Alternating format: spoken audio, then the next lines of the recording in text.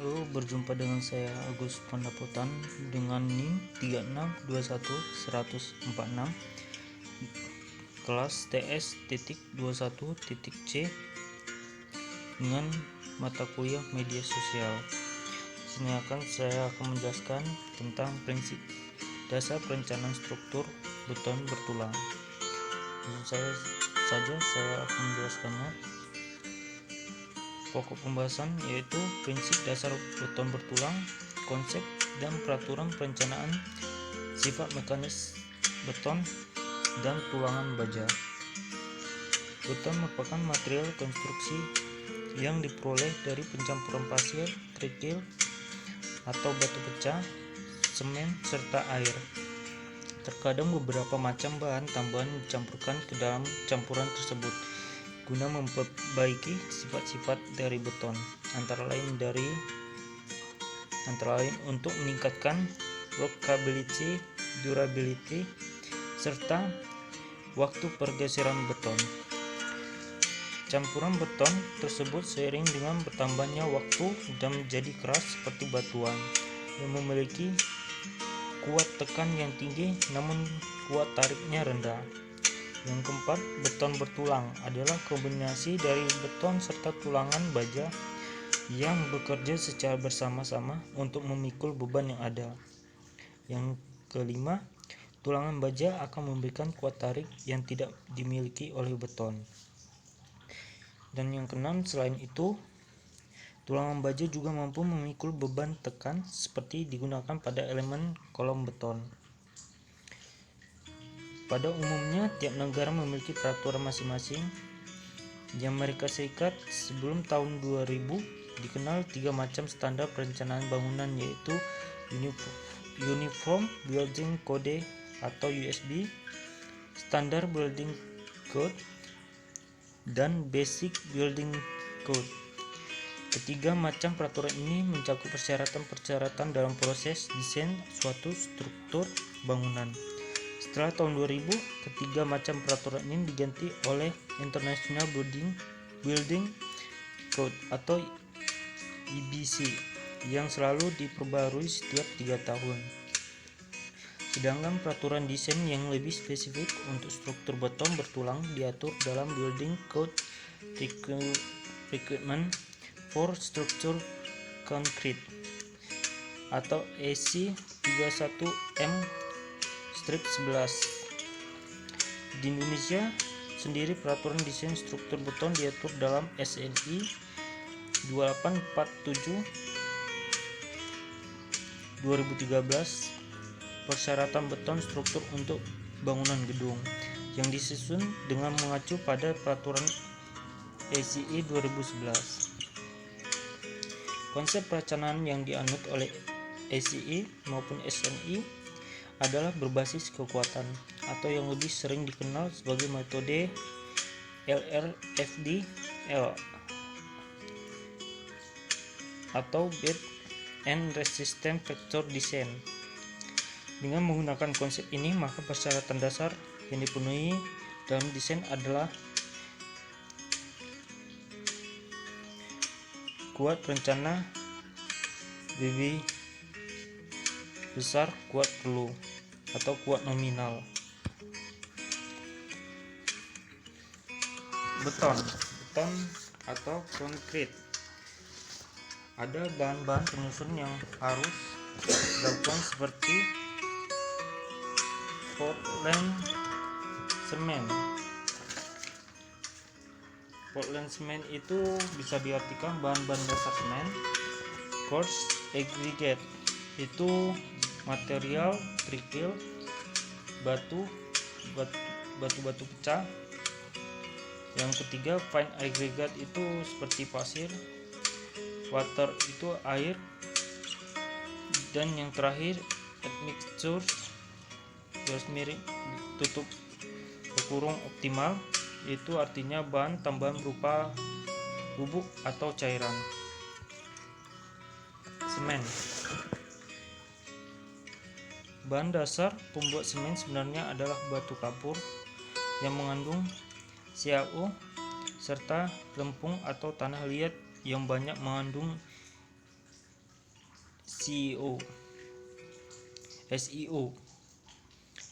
Material-material ini campur dan ditambahkan gips dalam jumlah yang cukup, kemudian dibakar dalam klinker yang kemudian didinginkan. Semen memiliki 4 unsur utama yang paling penting yang terkandung dalam semen, yaitu 1. Trikalsium silikat, 2. Dikalsium silikat, 3. Trikalsium aluminat, yang terakhir tetrakalsium aluminoferit. Semen secara umum dengan standar dari American Society for Testing and Materials atau ASTM. Jenis semen dapat dikategorikan menjadi 5 jenis sebagai berikut. Tipe 1, jenis semen biasanya yang dapat digunakan pada pekerjaan konstruksi umum. Tipe 2 merupakan modifikasi dari tipe 1 yang memiliki panas hidrasi lebih rendah dan dapat tahan dari beberapa jenis serangan sulfat. Yang tipe 3 merupakan tipe semen yang dapat menghasilkan kuat tekan beton awal yang tinggi. Setelah 24 jam, proses pengecoran semen tipe ini akan menghasilkan kuat tekan 2 kali lebih tinggi daripada semen tipe biasa. Namun panas hidrasi yang dihasilkan semen jenis ini lebih tinggi daripada panas hidrasi semen tipe 1.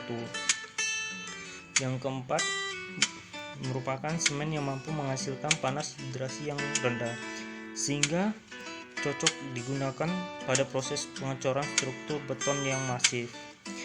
Tipe yang kelima digunakan untuk struktur beton yang memerlukan ketahanan yang tinggi dari serangan sulfat. Nah, contoh-contoh tipe 3 like early, tipe 4, tipe 1 dan tipe 3. Saya akan menjelaskan tentang agregat. Agregat itu menempati 70 hingga 75% volume beton yang mengeras. Agregat yang dapat melalui saringan nomor 4 atau ukuran 4,75 mili dapat diklasifikasikan sebagai agregat ringan. Agregat yang tertahan di saringan nomor 4 diklarifikasikan sebagai agregat kasar. Ukuran maksimal agregat dibatasi menurut SNI 03/284/2002 pasal 35.3.2, yaitu disyaratkan bahwa ukuran agregat tidak melebihi dari 1/5 kali jarak terkecil antara bidang samping cetakan. 2. 1/3 kali tebal plat. Yang ketiga, 3/4 kali jarak bersih antara tulangan jaringan kawat, baja, bundel tulangan, tendon, atau bundel tendon prategang. Air merupakan bahan penting juga dalam pembuatan suatu campuran beton. Yang dicampur dengan semen akan membungkus agregat halus dan agregat kasar sebagai satu kesatuan. Pencampuran semen dan air menimbulkan suatu reaksi kimia yang disebut dengan istilah reaksi hidrasi. Perbandingan antara jumlah berat air dengan jumlah berat semen atau rasio air semen memegang peranan vital dalam hal kuat tekan beton. Agar reaksi hidrasi dapat berlangsung, pada umumnya dibutuhkan air sebanyak kurang lebih 25% dari berat semen, atau dikatakan rasio air semen sama dengan 0,25. Untuk beton normal, rasio semen dapat pada umumnya berkisar antara 0,40 hingga 0,60. Sedangkan untuk beton mutu tinggi, rasio air semen biasanya diambil cukup rendah hingga 0,20. Dan ada juga bahan-bahan tambahan atau admixtures. Yang pertama, accelerating admixtures, itu bahan tambah untuk mempercepat proses pengikatan beton. Air training admixtures, itu bahan tambah campuran beton berupa surfaktan. Water reducing admixtures, itu bahan tambah untuk mengurangi penggunaan air yang menghasilkan beton dengan konsistensi tertentu. Set retarding admixtures, itu bahan tambah untuk memperlambat waktu pengikatan beton. High range water reducer, itu bahan tambah untuk mengurangi jumlah air campur. Dan yang terakhir, bahan-bahan pozolan, itu artinya bahan tambah yang berasal dari alam atau batuan. Sifat-sifat mekanik beton, yaitu kuat tekan, itu seperti gambar, kuat tarik, kuat lentur, dan modulus elastisitas. Susut atau shrinkage, selama beton dalam proses pengerasan. Setelah dicetak, beton akan mengalami perubahan volume. Jika kadar air dalam beton berkurang karena proses evaporasi, maka beton akan menyusut. Namun apabila beton direndam dalam air, maka beton akan mengembang. Beberapa penyebab perubahan volume dalam beton antara lain adalah adanya perubahan kadar air, reaksi kimia antara semen dengan air, adanya perubahan temperatur, serta adanya beban yang diberikan pada beton.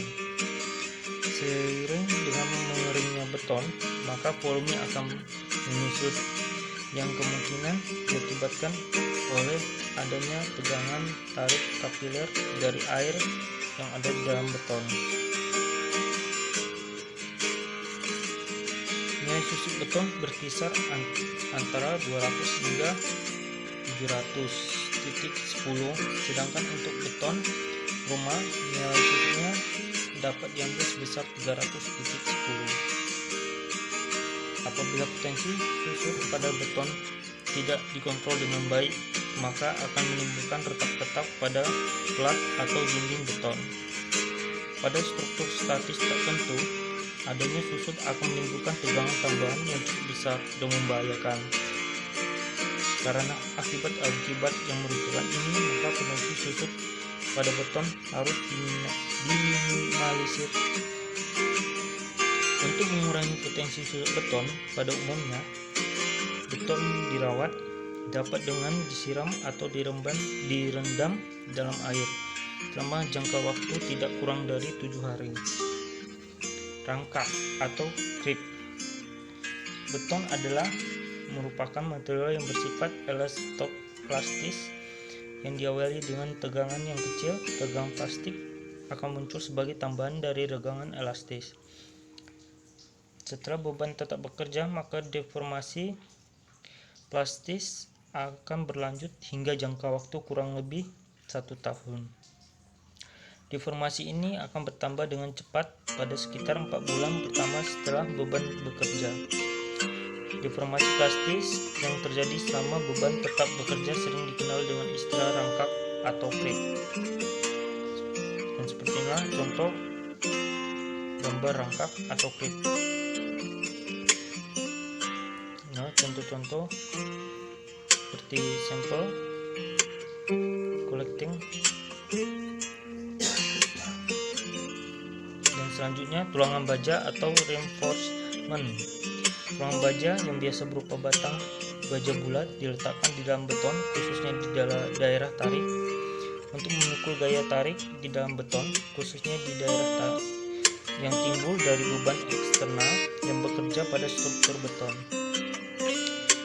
Tulangan memanjang yang diletakkan di dalam beton yang berfungsi memikul gaya tarik atau tekan yang terjadi, dinamakan sebagai tulangan utama.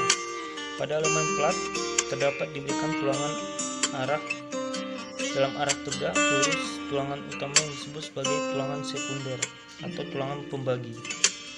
Dan selanjutnya, pada elemen balok terdapat tulangan dalam arah melintang dari tulangan utama yang berfungsi untuk memikul gaya geser. Tulangan ini disebut dengan tulangan geser atau tulangan sengkang. Inilah contoh tulangan geser atau tulangan sengkang.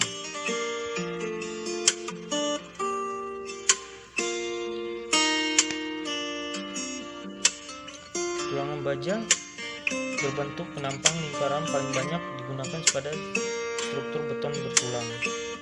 Berdasarkan bentuk, contoh baja terdiri dari tulangan baja polos dan tulangan baja scriptiform.